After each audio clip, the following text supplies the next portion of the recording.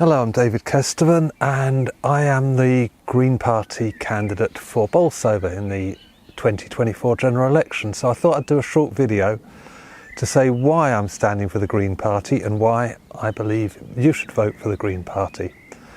Because three areas I'm going to talk about: climate change, the economy and foreign policy. And I believe in all these areas the Green Party is completely different from the other parties. So, climate change. See, I'm a gardener. I've been a gardener in the same place for 27 years now, and I'm watching climate change happen. And it's happening fast. It's happening now, it's happening in real time, and it is the most important issue, because it's a problem that needs solving. And it can be solved, with the technology is there to solve it. But the other parties are not interested in solving the problem. They don't even want to talk about it. The only problem the Tories want to solve is rich people don't have enough money, and the only problem the Labour Party want to solve is Labour are not in power. But the problem they should be concentrating on is climate change. We have at the moment 430 parts per million CO2 in the atmosphere. When I looked that up today, the first figure was 420 parts per million, but that was in May 2022. It's gone up 10 parts per million in 2 years. For 10,000 years, while humanity developed, it was 280 parts per million, which is quite a lot less. I remember 350.org in the 90s campaigning to keep CO2 levels at 350 parts per million. We are now at 430. What does that mean? It means the temperature will go up on the planet, and with temperature rise, the water in the oceans will expand and sea levels will rise, as well as lots of other things that we are seeing already: floods, droughts, pandemics, things like this. These are all linked to climate change. The terrible weather we're having this summer is linked to climate change. And climate change is caused by burning fossil fuels. And the reason we know that neither of the main parties are interested in tackling climate change is because of the Rosebank oil field, which in September 23, the Tories gave the go-ahead for a Norwegian company to exploit this huge oil and gas field. It will do nothing for prices. It will be sold on the open market. It will not bring energy prices down in the UK at all. And it will exacerbate climate change. The one thing we have to do, Halamuchi, is keep fossil fuels in the ground. So anybody who says that they are tackling climate change while exploiting fossil fuels is lying. For me, climate change is more important than nation states, religion, money. Now that's radical, isn't it? Moochie does not nothing to do with that. Why I say that is, nation states, you can change your mind. You know, we used to be in the European Union, we're not. Strasbourg has been in France, it's been in Germany, it's been in France. You know, these things are opinions. Even religion, you can convert from a religion. And money, as we know, is a game that they're playing, which they can create money and destroy money. These things are not real, but CO2 concentration in the atmosphere is absolutely crucial for the stability of a planet for us to live on. If we keep it going up, the CO2 in the atmosphere, like this, 2/3 of the world's cities will go underwater in our lifetime. So let's take it seriously. And the good thing is, renewable energy is now coming down in price. The cheapest energy there is onshore wind. But the Tories have got a block against that because they think people don't like the look of them, and they'll lose some votes. That they will sacrifice our future to stay in power is, I'm afraid, a given. So lots of things are coming. Technologically, the solution is there. Engineering solutions are there. But vested interests in the fossil fuel companies are stopping politicians acting. And the reason I joined the Green Party in the first place, and at the root of the Green Party, is the environmental movement. So for me, climate change is the number one priority. It's not being talked about, and it needs to be, because the solutions are all great for us. Insulate our homes, lower bills. Renewable energy, then stops us being beholden to the fossil fuel companies and foreign dictators who hold the things. It's all good news if we tackle it. So climate change is number one. Number two is the economy. Our economy is being run on neoliberal grounds, which means they've been hiving off our own national assets. You know, they sold British Telecom for £4 billion back in the 80s, and it made about £1 billion last year. That was ours. We owned British Gas. They sold that for £8 billion. It made £750 million last year. These are our assets that were sold off, and now all the profits are going to the wealthy. And what's happening is they are concentrating our money to the wealthy. That is a deliberate policy of neoliberal politics. And you get a boom and bust in capitalism. But what's happening now is every time there's a bust, it gets bailed out by the taxpayer. The first and most obvious one is 2008, the banking crisis, where we paid, or Alistair Darling, working for Gordon Brown for Labour government, paid the banks £137 billion because they gambled and lost. That came out of us. If you look at the UK national debt, it was bobbing along quite low, and it goes ba-choing in 2008, and it hasn't come back down despite what Cameron did to the economy. Austerity was exactly the wrong thing to do. There should have been a new deal, there should have been investment in the economy.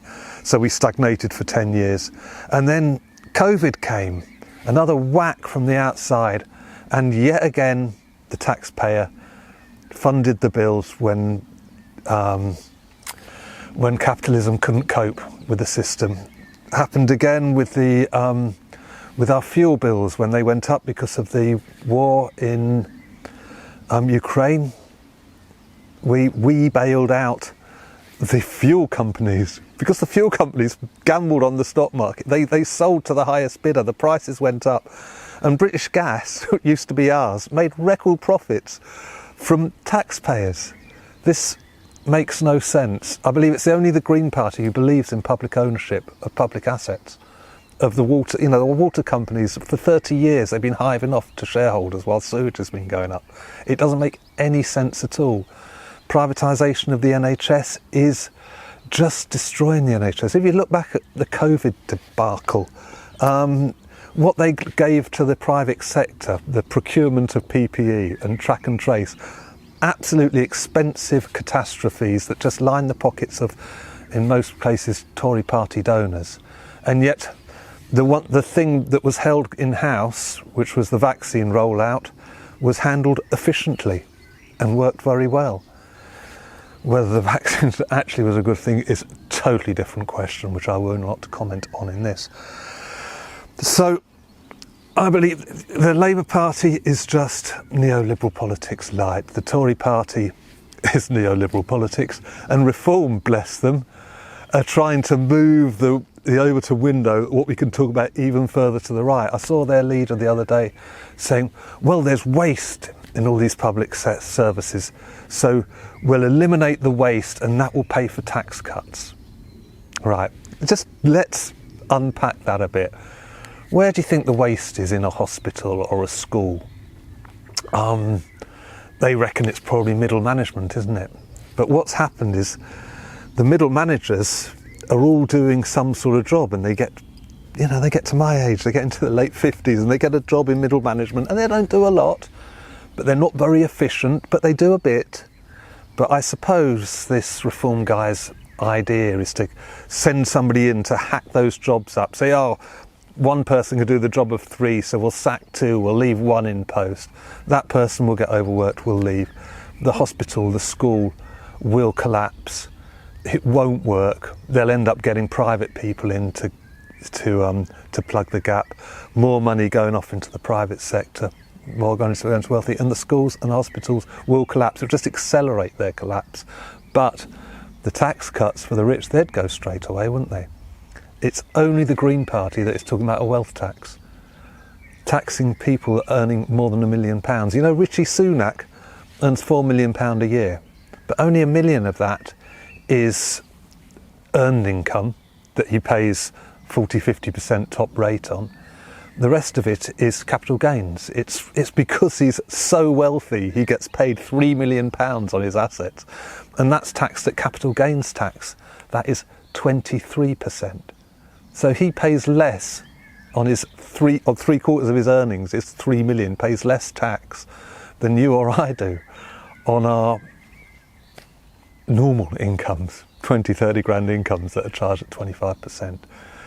So there is huge scope for, we've had a system that has channeled the wealth to the rich, and it's only the Green Party that's talking about taking it back and putting it at the bottom and stopping the nationalisation of the health service, refunding schools. And if you want to cut the waste in these organisations, talk to the workforce.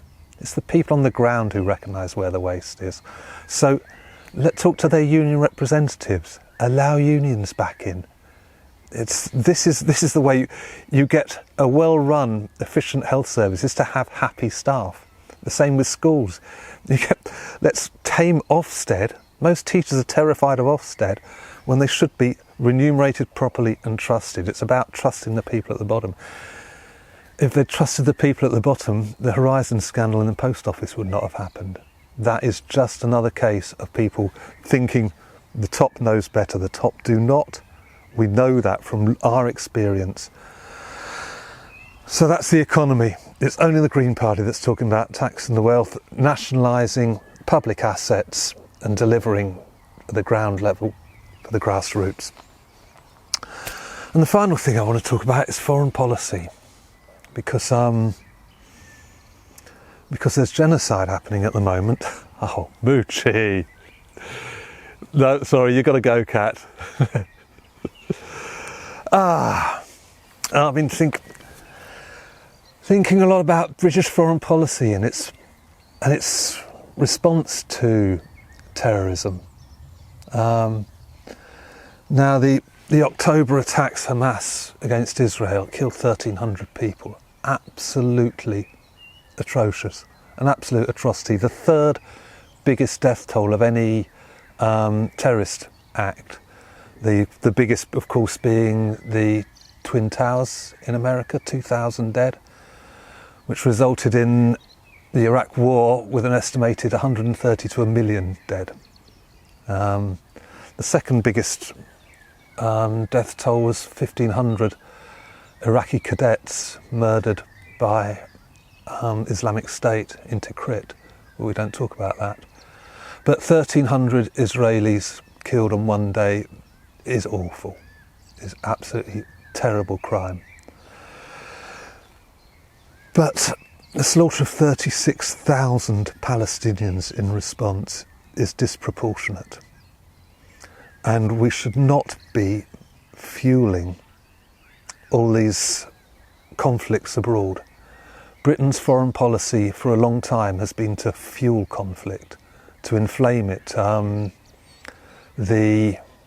The Syrian crisis was exacerbated by our arms being parachuted into Syria. The destabilisation of Libya was a Cameron thing to get rid of Gaddafi, and Libya is now a broken state that most of the African refugees are leaving from. The Green Party is a pacifist party, and I'm proud of that. I think we can save money by staying within our own boundaries, not getting involved in other conflicts, by calling for immediate ceasefires in the Middle East. I was thinking about the Troubles, the responses to the Troubles, 30 years of terrorism that I grew up with in the Northern Ireland conflict, the IRA. 3,600 people died. It's peanuts, isn't it, compared with what's happening in the Middle East? But 3,600 people died, and that conflict is at an end because they talked to each other. And funnily, one of the worst moments of that was the Enniskillen bombing. The numbers are tiny, only 10, 11 people killed on Remembrance Day in 1987. But the British government's response to that was restraint. And that atrocity led to the beginning of the peace process. Now, Hamas's terrible terrorist outrage, you'd think would be the end of them, but Israel's response to it has led to mass protests in favour of Palestine around the world, because people can see that the reaction. So I'm proud to be a pacifist, to say that the way to fight terrorism is not with more violence. Killing more people only creates more terrorists.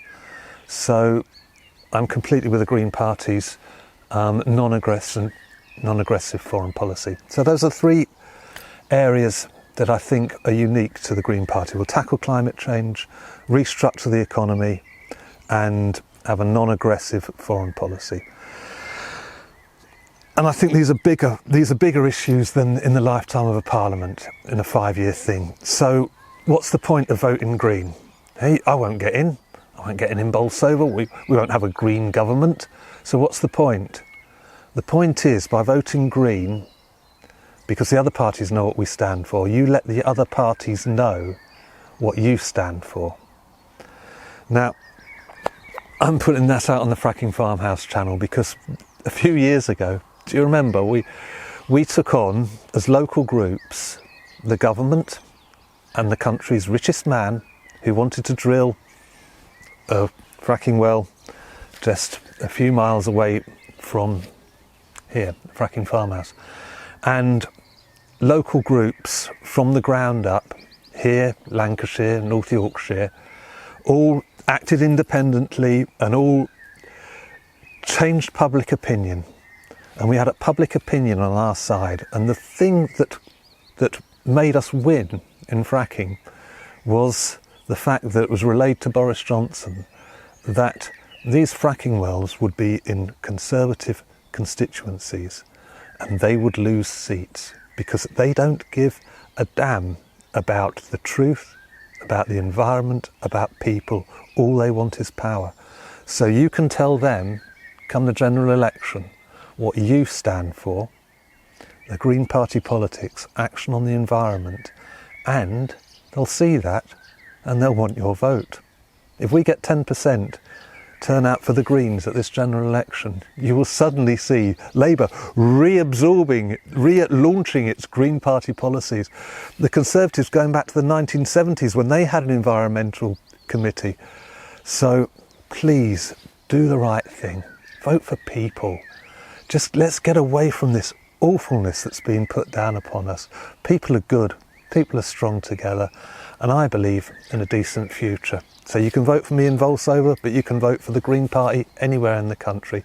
Thank you very much for your time. If you agree with this message, please like and share and let other people know, because we're talking about things that the mainstream media don't want to talk about. Thank you very much for your time. Have a good day.